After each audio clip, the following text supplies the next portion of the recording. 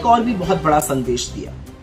इस देश ने न सिर्फ बीजेपी को अयोध्या में शिकस्त दी, पर श्रावस्ती में भी, जहां पर नृपेंद्र मिश्रा जी के पुत्र लड़ रहे थे और घूम घूम कर कहते थे मेरे पिता ने मंदिर बनवाया, वहां पर भी भाजपा को हराया। ये किसकी हार है?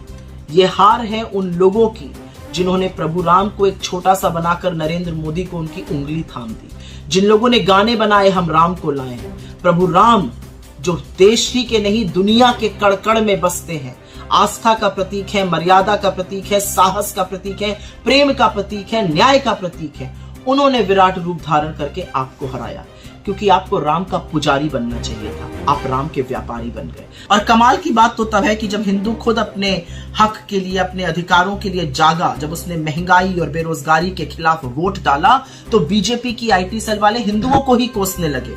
और कोसने ही नहीं लगे, इतने घृणित, इतने अपमानित शब्द कहने लगे, किसी ने तो हिंदुओं को हिजड़ा तक कह डाला।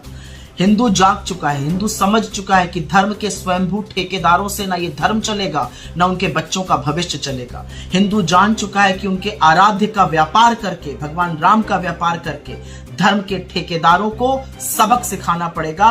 और हिंदुओं ने एक स्वर में आपको यूपी में, आपको बिहार में, आपको राजस्थान में, आपको महाराष्ट्र में, आपको पश्चिम बंगाल में, आपको तमिलनाडु में रिजेक्ट किया है हिंदुओं ने। ये याद रखिएगा। आप नाथुराम के उपासक हैं, आप श्री राम के उपासक नहीं हैं। श्री राम ने जब देखा कि आपने राम के उपासकों को, उनके अनुयायियों को बेरोजगारी से, महंगाई से, गरीबी से, गुर्बत से, महिलाओं को असुरक्षा से दबोचा हुआ है, तो उन्होंने खुद बदला लिया और आपको एक बड़ी शिकस्त दी। इसमें बहुत बड़ा संदेश है, अगर आप पढ़ना चाहिए तो जरूर पढ़िएगा। आस्था और धर्म कभी भी व्यवसाय नहीं बन सकता, जिसको आपने बनाने की कोशिश की।